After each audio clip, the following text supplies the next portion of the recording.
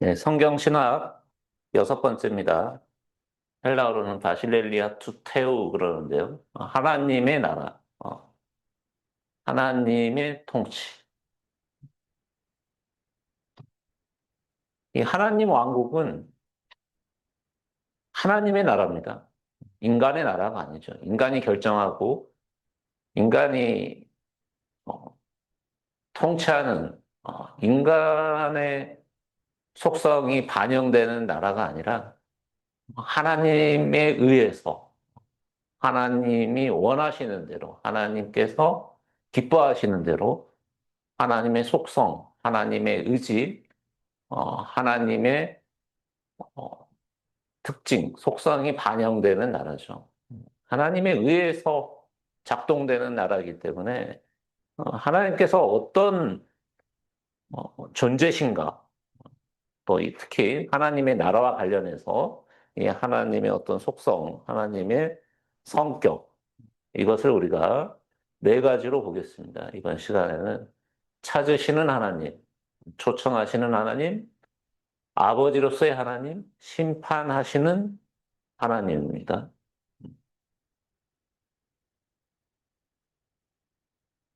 먼저 찾으시는 하나님입니다. 하나님은 전해져야 할 교훈이 아니라 체험되어야 할 인격자죠. 만남이죠. 하나님께서 그분의 백성들을 찾으시고 또 만나시죠. 인격적인 만남. 그리스도 안에서 하나님은 주도권을 잡으시고 누구를 찾으러 오시냐면 의인을 찾으러 오신 게 아니라 바로 죄인들을 찾으러 오셨죠. 잃어버린 자를 찾는 심정으로, 잃어버린 양을 찾는 목자의 마음으로, 또 자기 집안을 떠난 그 탕자가 다시 돌아오기를, 회개하여 돌아오기를 바라는 그런 마음으로 우리 같은 죄인들을 어, 부르시고 찾으시는 하나님. 그래서 마가복음 2장 15절에서 17절 말씀에서도 마지막에 이제 죄인들을 보고서 내가 의인을 부르러 온 것이 아니라 죄인을 부르러 왔노라. 이 하나님 나라의 이 본질은, 핵심은 하나님을 아버지로 경험하고 또 하나님을 아버지로 부르는 하나님과 부자 관계의 어떤 인격적 관계를 지니고 있는 예수 그리스도의 내적인 체험이다라고 보죠. 우리도 이러한 내적인 체험이 있어야만 합니다. 네. 우리가 지금 신학을 어찌 보면 학문이기 때문에 이성적으로 또 지적으로 우리가 접근하여 공부하고 있지만 궁극적으로 우리가 지향해야 할 바는 하나님을 인격적으로 만나는 그 체험이 있어야만 우리에게 하나님 나라를 어, 그 인간의 마음에 다 온전히 담을 수 없는 그 엄청난 영광에 우리가 참여자가 될 수 있는 것이죠. 사도 바울 선생은 이 다메섹 도상에서 잠깐 예수님을 만났죠. 또 셋째 하늘을 잠시 들여다본 그 찬란한 영광을 잠시 체험한 사람이었습니다. 그 잠시의 어떤 하나님 나라를 맛보는 또 예수 그리스도의 어떤 그런 짧은 만남, 아주 짧은 만남이었죠. 그 만남이 그의 삶의 전체를 송두리째 바꿨습니다. 송두리째 흔들었죠.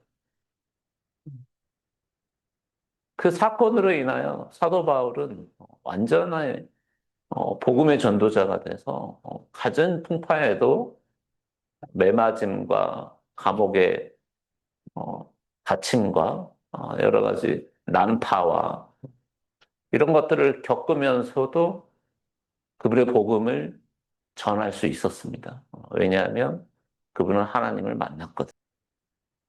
찾으시는 하나님, 찾는다라는 것은 무엇을 전제하고 있냐면 잃어버림을 전제해야 합니다. 뭔가 이것을 어, 되찾는 겁니다. 여기서는 잃어버린 것을 되찾는, 잃어버린 자를 찾는 겁니다. 원래 하나님 나라 안에 있어야 할 하나님 집안에 속한, 자, 양은 어디에 속해 있죠? 네. 원래 목자의 우리 안에 속해 있었습니다. 또 어떤 여자가 누가복음 15장 8절에 열 드라크마가 있었는데 이 열 드라크마도 마찬가지로 이 여자의 속해 있는 그런 동전이었죠. 마찬가지로 돌아온 탕자 이야기에서 이 둘째 아들도 바로 아버지 집에 속한 자였습니다. 하지만 그들이 또는 그 사물들이나 그 동물들로 비유되는 그런 것들이 잃어버렸거든요. 거기에 원래 속해 있었는데 거기에서 그 바깥에 있기 때문에 바로 아버지는 그것을 찾으시고 그것을 기다리시고 또 만났을 때 아버지가 상자를 보고서 아주 멀리 거리가 있음에도 불구하고 그냥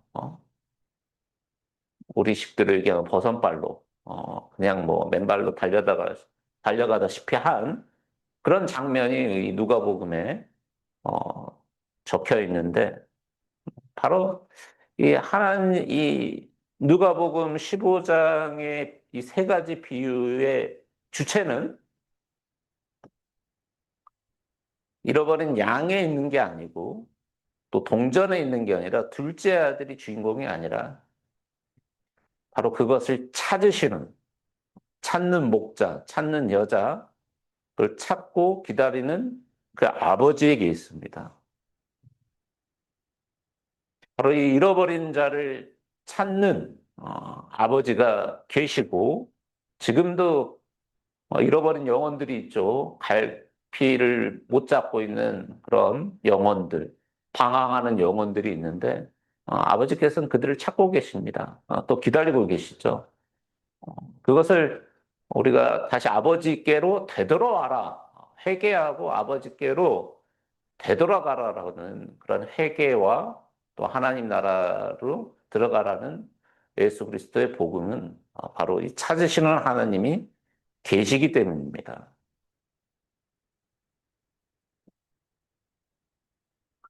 두 번째는 초청하시는 하나님입니다. 이 헬라 칼레오라고 하는 것이 이제 부르다, 초청하다라는 뜻이 있는데 같은 말입니다. 내가 누구를 부른다라는 것은 우리가 하나님의 어떤 부르심, 이것은 초청입니다, 초청. 우리가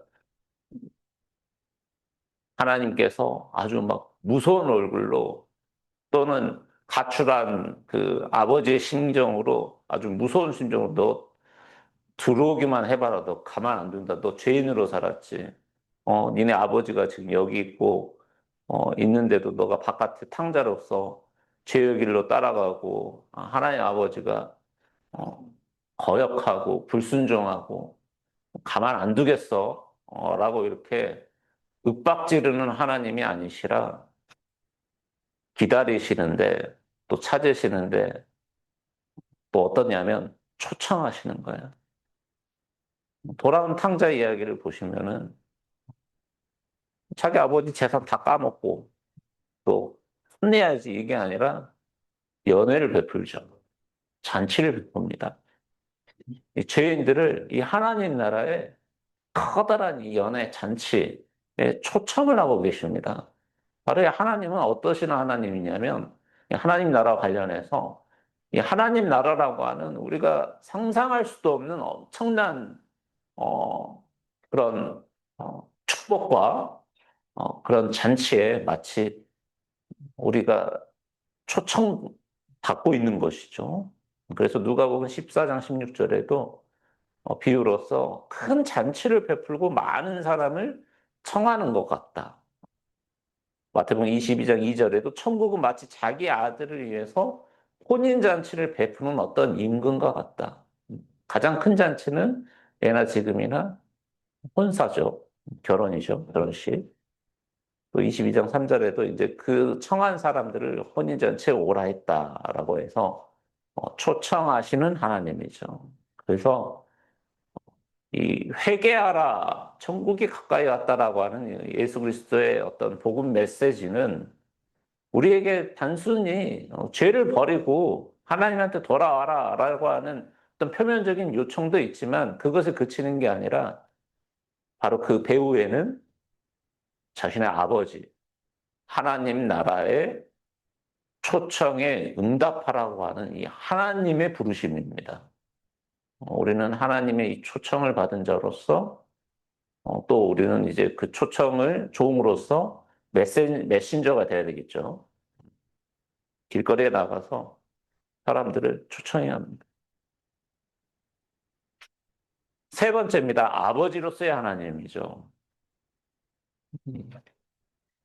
이 하나님의 나라라고 하는 개념은 예수 그리스도의 아버지 되심과 어떤 뗄래야 뗄 수 없는 관계에 있다. 즉 하나님 나라라고 하는 개념, 또 아버지로서의 하나님 아버지 우리가 기도하고 그러는데 아버지로서의 하나님은 뗄래야 뗄 수 없는 관계인데 주로 이제 이 마태복음과 누가복음에 되어 있는데 특히 마태복음에 굉장히 많이 나와 있는데 이것은 그 맥락상 전부 무엇과 관련돼서 나오냐면 마지막 때 이 종말론적인 어떤 배경하에서 이런 용어들이 좀 많이 나오고 또 그렇지 않은 경우도 있지만 자기 하나님 나라와 또 아버지로서 부르는 우리 하나님의 구절이 같이 나와 있는 구절들을 보시면 13장 43절에 그때 의인들은 자기 아버지 나라에서 해와 같이 빛나리라. 그때는 이제 마지막 때를 얘기하는 것이죠, 성경에서. 25장 34절에도 보면은 내 아버지께 복받을 자들이여 나와 창세로부터 너희를 위하여 예비된 나라를 상속받으라. 라는 구절 있죠. 상속자로서. 누가복음 12장 32절에도 너희 아버지께서 그 나라를 너희에게 주시기를 기뻐하노라. 그러니까 하나님 나라를 여러분들한테 주는 그 관계는 누구로서 주고 있냐면 아버지와 아들의 관계로서 부모가 자식에게 유업으로서 땅을 상속해 주는 것처럼 상속자의 지위로서 상속권을 지니고 있는 자녀들에게 주기 때문에 당연히 하나님은 속성이 아버지신 거죠. 26장 29절에도 내 아버지의 나라에서 새 것으로 너희와 함께 마시는 날까지 마시지 않겠다라는 거죠. 그러니까 마지막 때 이제 다시 연회를 베풀고 만찬을 할 때 다시 너희들을 그리스도께서 재림하셔서 하나님 나라에서 새 것으로 이제 포도주를 함께 이렇게 마시겠다라는 약속을 하셨고요. 6장 9절 마태복음 우리가 주기도문이라고도 흔히 하는 것인데 가장 강력하게 주기도문 6장 9절에서 얘기하고 계시죠. 하늘에 계신 우리 아버지여. 이때 예수님께서 자신의 아버지로 칭하시면서 하나님 나라, 당신의 나라거든요. 하나님 나라가 임하옵시며 뜻이 하늘에서 이루는 것 같이 땅에서도 이루어지이다.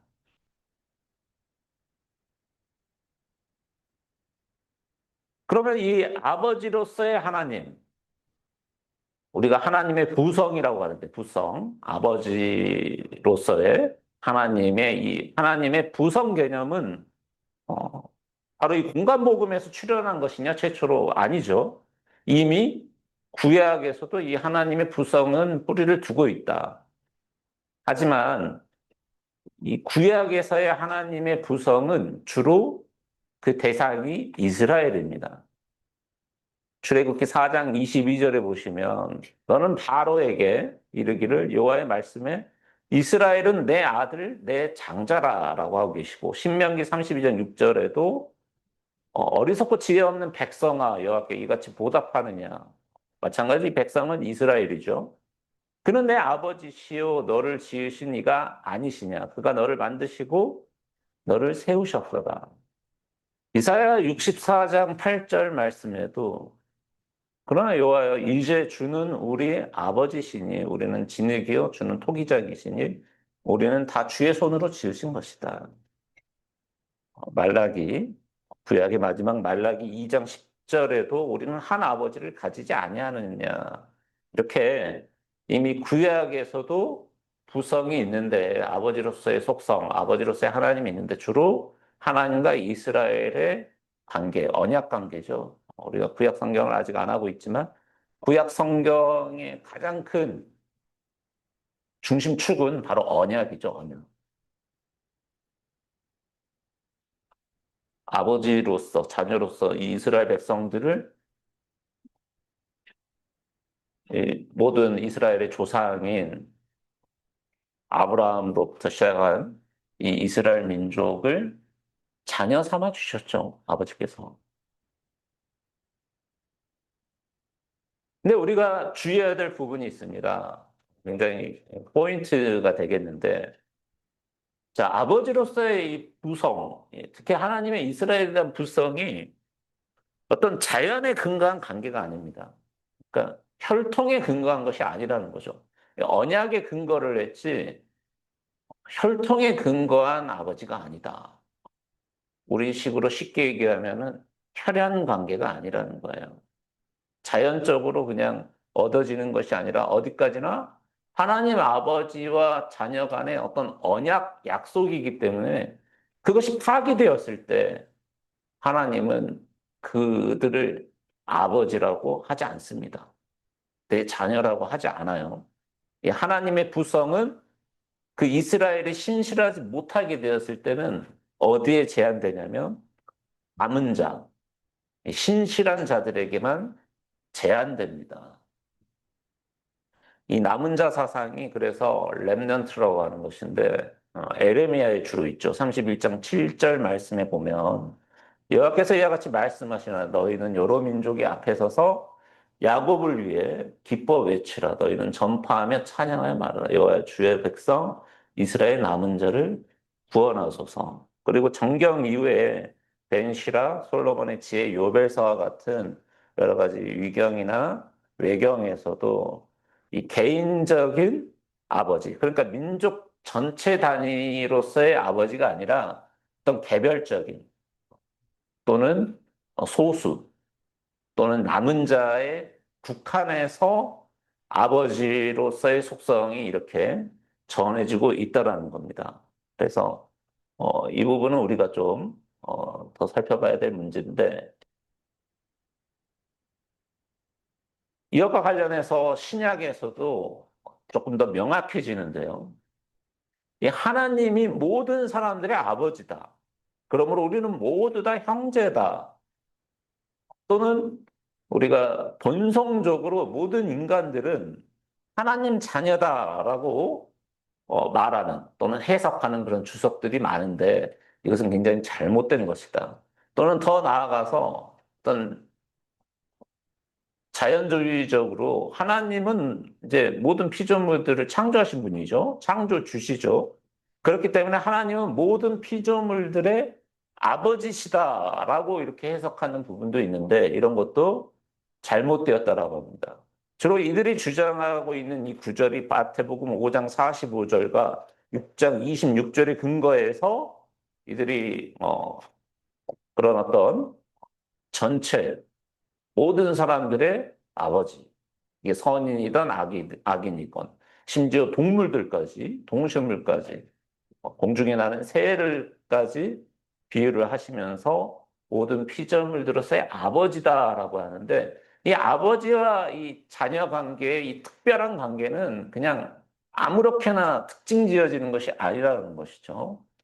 어, 이 맥락상 해석에서 잘못 해석하는 부분들이 마태복음 5장 45절부터 보시면 이 하나님께서 그 해를 악인과 선인에게 비추시고 또 비죠.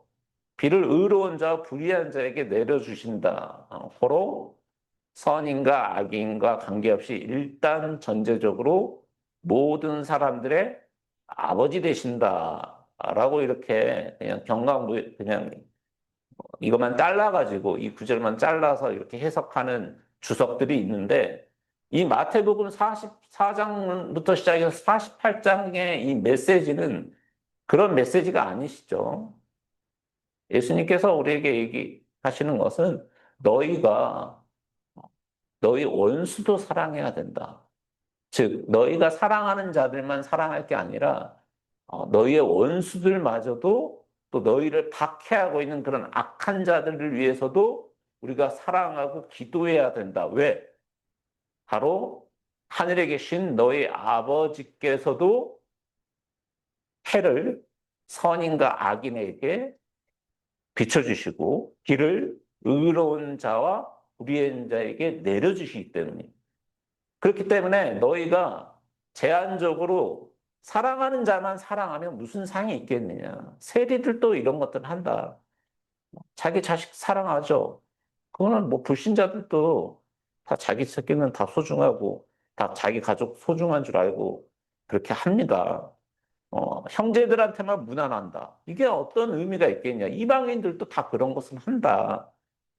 그러므로 하늘에 계신 너희 아버지께서 온전하신 것 같이 바로 선인과 악의를 구분하지 아니하고 해와 비를 내려주고 비춰주시는 것 같이 너희도 온전하라 라고 하는 말씀이신 거지. 방점이 하나님이 이렇게 모든 자들의 아버지로서 이렇게 내려주신 것은 아니다 라는 얘기고요.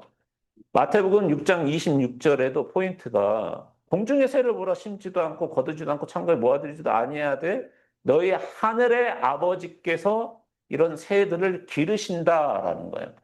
자, 여기서도 새와 하나님의 관계가 아버지와 자녀의 관계라는 얘기가 아니죠. 맥락상. 너희 하늘 아버지께서 이런 공중의 새들을 또 다 기르시나니 너희는 이것들보다 더 귀하지 아니하냐. 어, 바로 여기 뒤에 방점이 있는 겁니다. 그래서 이 하나님의 부성은 찾으시는 하나님, 그러니까 좀 전에 살펴봤던 어, 잃어버린 양을 찾는 또 상자를 기다리시는 그런 심정의 어떤 하나님의 어떤 사랑, 거기에 응답하고 우리가 하나님 나라의 어떤 순종하는 자들에게 어, 제한적으로 우리가 관계 맺음과 속하는 것이지 모든 사람들이 그냥 다 아버지와 자녀 또 피조물까지 아버지와 어떤 피조물로서의 자식들 이런 관계가 바로 성립되는 것은 아니다. 우리가 이 아버지로서의 속성을 더 잘 이해하기 위해서 예수님께서 친히 이제 아버지라고 사용하신 분이신데 또 제자들에게도 이거를 권했죠. 너희들도 하나님을 아버지라고 부르라. 우리 형제지 않냐. 예수께서 하나님을 칭한 이 아버지라고 하는 것은 이 아바입니다. 아바.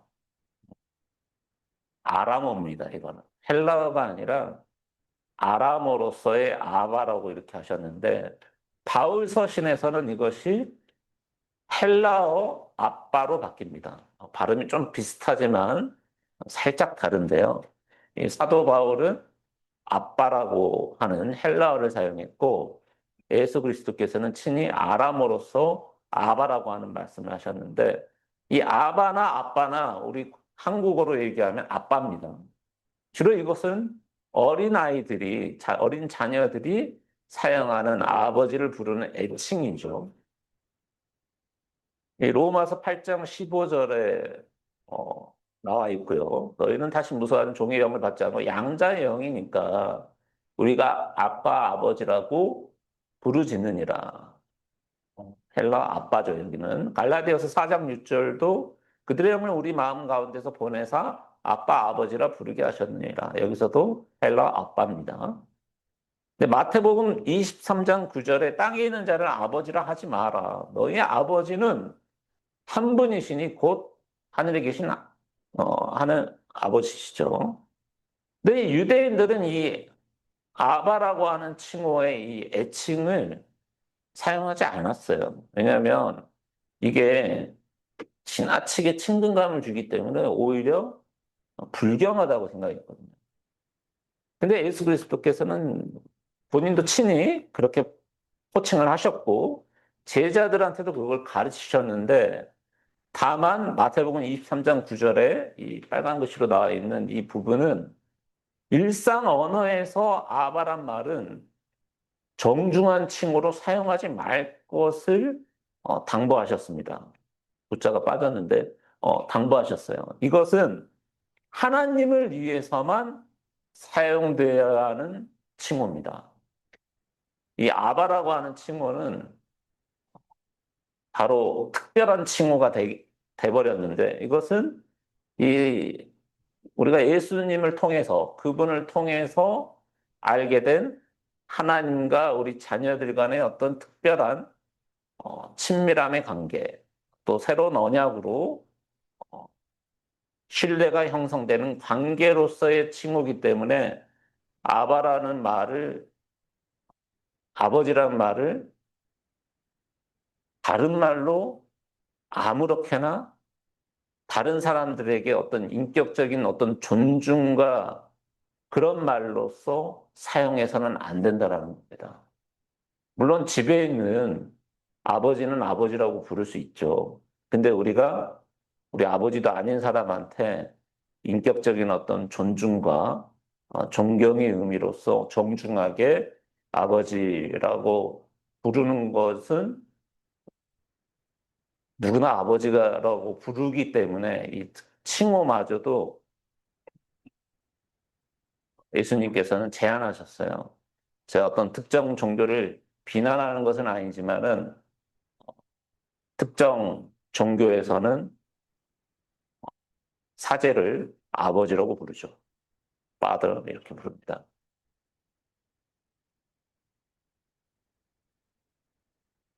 네 번째 속성입니다. 심판하시는 하나님이죠.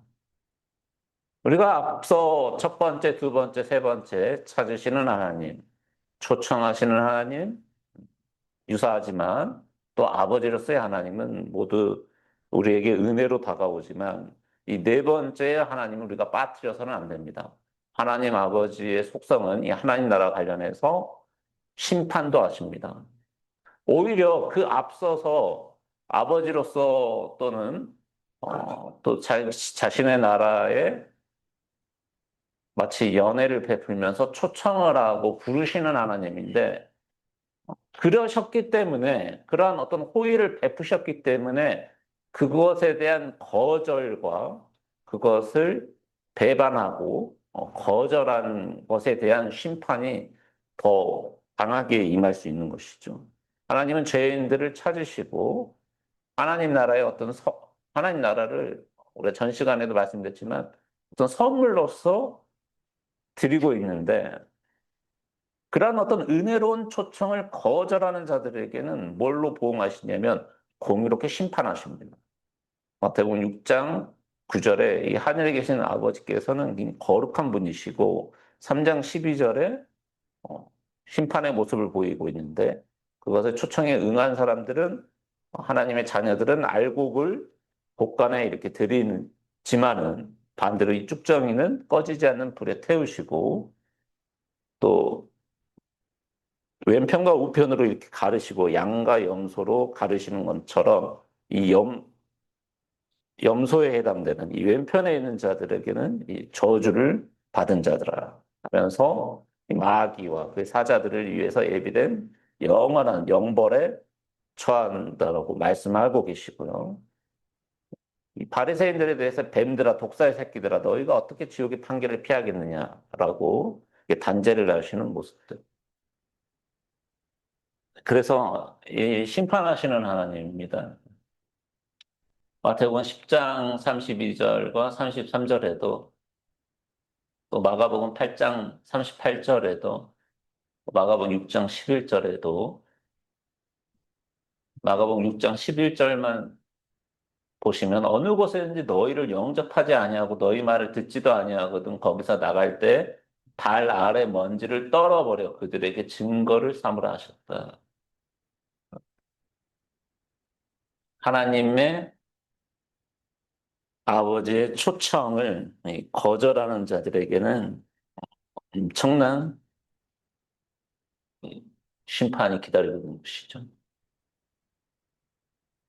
그래서 하나님의 나라를 거절한 데서 임하는 심판은 어, 속성이 어떠냐면 하나님 나라가 임하는 것도 현재성과 미래성을 동시에 가지고 있는 것처럼 이 하나님의 나라를 거절함으로써 오는 심판과 멸망도 현재성과 미래성, 즉 종말론적인 것을, 애언론적인 것을 종말론적인 것이죠. 마지막 때. 그것을 동시적으로 양자를 다 가지고 있습니다. 이것을 여러분들이 특히 잘 이해하셔야 되는데, 가령 이 화했을진저 해가지고 예수께서 사역하실 때 많은 이 사역을 하셨던 가버나움이라든가 고라신, 벳세다 얘네들을 이 고을에 머무시면서 예수 그리스도께서 복음을 많이 선포하시고 사역을 통해서 많은 기적을 행하셨음에도 불구하고 이들이 온전하게 회개를 하지 않았거든요.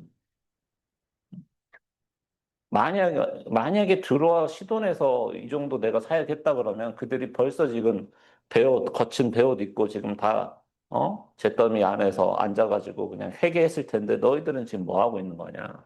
라는 것이죠.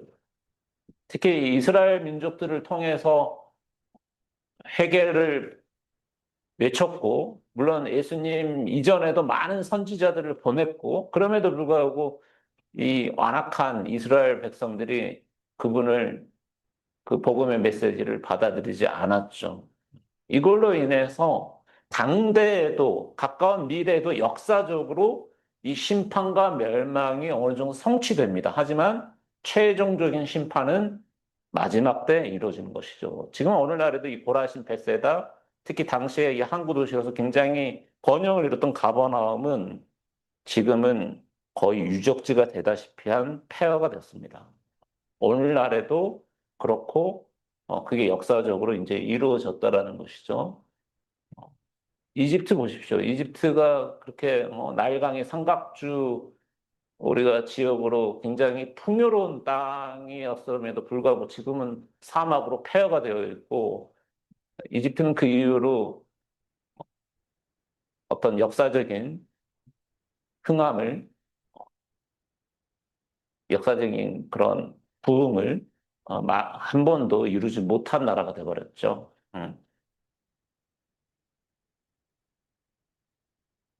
특히 가장 복음을 많이 하셨던 예루살렘입니다. 음. 내가 정말 너희들을 엄청나게 많은 선지자들을 보냈고 또 파송자들이 많이 있었는데 너희들 다 돌로 쳐서 죽이지 않았냐.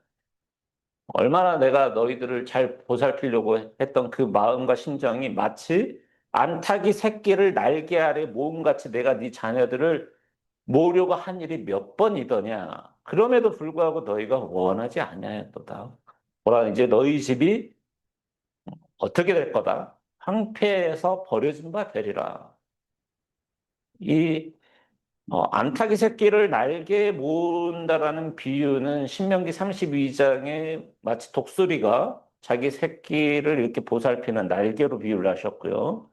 시편 17장 8절에도 주의 날개가 그늘 아래 감추사 36장 7절에도 주의 날개가 그늘 아래 피하느니라 이렇게 새의 날개로 보호하심을 비유하는 것들이 곳곳에 있는데 그럼에도 불구하고 이 완악한 또 목이 뻣뻣한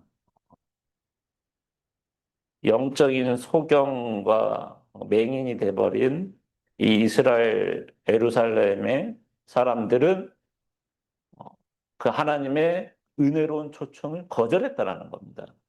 그거에 대한 심판은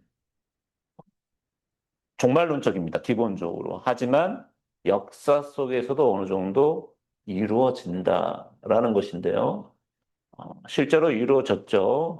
이거에 대해서 구체적으로 우리 누가복음 21장과 내용을 보시면 물론 마태복음에도 있지만 누가복음을 일단 보시면 어, 종말론적인 애언이지만 이게 가까운 미래로서도 봅니다. 어떤 사람들은 어떤 신학적 관점을 가진 부류들은 이것을 역사적인 성취로만, 즉 가까운 미래에 이미 이루어졌죠. 티투스 장군에 의해서 멸망당했는데 그걸로만 바라보는 사람들이 있고요. 어떤 분들은 특히 우리가 의사로 알려져 있는 알버트 슈바이처 박사 같은 이 철저 종말론자들에 의하면 이 종말론에 포커스를 맞추는 사람들이 있죠. 하지만 하나님 나라가 임하는 것이 현재성과 미래성을 다 같이 가지고 있는 것처럼 이 하나님에 의한 심판도 현재성과 역사적인 성취와 역사적인 완성, 종말론적인 완성을 동시에 지니고 있다. 그날에 바로 이 멸망하는 날에 주의해야 될 이 부류들이 있는데 주의해야 될 사람들이 있는데 바로 아이벤 자들과 젖먹이는 자들입니다. 화 있을진저 화가 있을린데 땅에 큰 환난과 이 백성에게 진노가 있겠다. 23장 29절에도 보라 날이 이르면 사람들이 말하기를 잉태하지 못하는 이와 해산하지 못한 배와 먹이지 못한 젖이 복이 있다.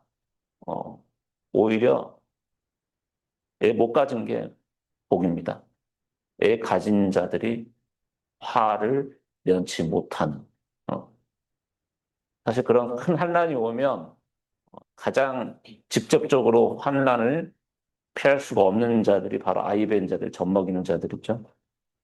직접적으로 이 성전 건물을 보시면서 13장 2절에 마가복음에 보시면 돌 하나도 돌에 남지 않고 다 무너뜨리리라라고 하셨고 이것을 내가 헐고 손으로 짓지 아니한 다른 성전을 사흘 안에 즉 3일 동안 지으시겠다라고 하셨죠. 바로 이 돌 하나 위에 돌 하나도 남지 않고 모두 다 무너지리라라고 하는 말씀. 어, 이것이 서기 70년에 티투스 장군이 이끄는 로마군에 의해서 예루살렘이 함락됐고 예수께서 친히 말씀하셨던 이 성전, 제2성전이죠. 헤롯 성전이 불타졌습니다. 이 요세푸스라고 하는 역사학자는 이 성전을 티투스가 보존을 하려고 했는데 병사들이 이 예루살렘을 함락하기가 굉장히 천의 요새이기 때문에 난공불락의 요새라서 굉장히 힘들었거든요. 좀 짜증이 났다라고 볼 수 있고 신경질이 많이 났다고 합니다. 그래서 병상들이 그냥 폭주해가지고 그냥 불태워버렸다라고 기록을 했고 다른 역사가인 세베루스는 티투스가 성전 파괴라고 자기가 그냥 결정했다라고 기록을 하고 있습니다. 이 로마에 가시면은 이 개선 장군을 위한 전쟁 승리를 위한 이런 개선문들이 곳곳에 있는데 예, 포로 로마노에 가시면은 이 티투스 개선문이 있습니다. 그 안에 이제 이들이 그런 역사적인 장면, 그 전쟁의 장면들을 벽화로 벽화가 아니라 그 벽에 이제 부조죠. 부조를 통해서 표현하고 있습니다. 오른쪽은 제가 직접 작년에 찍어가지고 온 것인데 정말로 이 당시에 엄청난 참혹함, 하나 예수님께서 말씀하셨던 그 멸망이 가까운 근래에 일어났죠. 100년 채 되지 않은 채 70년에 일어났기 때문에 100년 되지 않은 때에 그러한 심판이 내려졌고요. 최후의 심판이 또 기다리고 있다. 여기까지 네 가지 하나님 나라와 관련된 이 하나님의 어떤 속성에 대해서 살펴봤습니다. 고생하셨습니다.